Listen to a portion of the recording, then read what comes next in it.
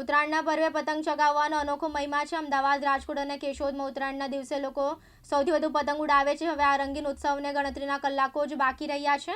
ઉત્તરાયણને લઈને કેશોદ શહેરમાં બજારનો માહોલ કેવો છે, પતંગ અને ફિરકી દોરીની કેટલી માંગ છે અને આ વર્ષે બજારમાં શું નવીનતા જોવા મળી રહી છે તે જાણવા માટે અમે કેશોદના મહેન્દ્રસિંહ ચોકમાં આવેલા પતંગ બજારની મુલાકાત લીધી। આવતીકાલે ઉત્તરાયણનો દિવસ છે। લોકોમાં ઉત્સવને લઈને ભારે જે આનંદ અને ઉત્સવ પ્રવર્તી રહ્યો છે ને કેશોદના મહેન્દ્રસિંહ ચોકમાં પતંગ બજાર ખાસ બનતી હોય છે દર વખતે, અને તે આ વખતે પણ કેશોદના મહેન્દ્રસિંહ ચોકમાં આજે ખરીદી અર્થે અનેક લોકો પતંગો લેવા માટે આવી રહ્યા છે। ત્યારે આપણે એક પતંગના સ્ટોલની મુલાકાત આવ્યા છીએ। અહીંના વેપારી સાથે જ આપણે સીધી વાતચીત કરશું। આ વખતે જે પતંગમાં કેવા પતંગો વધારે વેચાય છે? બરેલીના પતંગ વધારે વેચાય છે અને ખંભાતના વધારે વેચાય છે। એની પાછળનું કોઈ કારણ? કારણ એવું છે કે ફિનિશિંગ સારું આવે છે અને કટિંગ સારું આવે છે અને પતંગ ઉડાડવામાં પણ સારી આવે છે। બીજી દોરી અને ફેંકીને લઈને કોઈ નવીનતા એવી બજારોમાં આવી છે કે જેનાથી લોકોમાં આકર્ષણ રહે?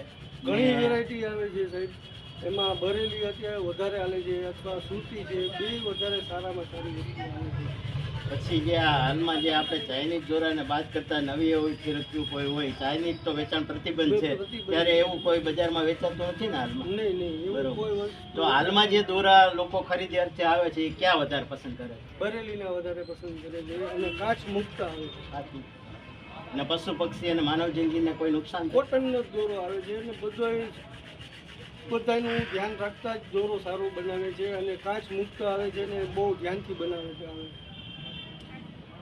વાત કરી, પતંગ ઉત્સવ એક આનંદનો ઉત્સવ છે, પરંતુ ઘણી વખત પતંગમાં જે અગાઉના સમયમાં સરકારનો હાલ તો પ્રતિબંધ છે એટલે વેપારીઓએ પણ ચાઇનીઝ દોરી વગેરેનું તો વેચાણ બંધ કર્યું છે, પરંતુ જે અલગ પ્રકારનો દોરો આવે છે તે લોકોને કે પશુ પક્ષીઓને નુકસાન નથી કરતા તેવા દોરોનું વેચાણ થાય છે તેવું અહીંના વેપારીઓએ પણ જણાવ્યું છે। અને આવતીકાલે આ પર્વ હોય જેને લઈને હાલ કેશોદમાં આનંદ પ્રવર્તી રહ્યો છે। રિપોર્ટર પ્રકાશ દવે, જૂનાગઢ।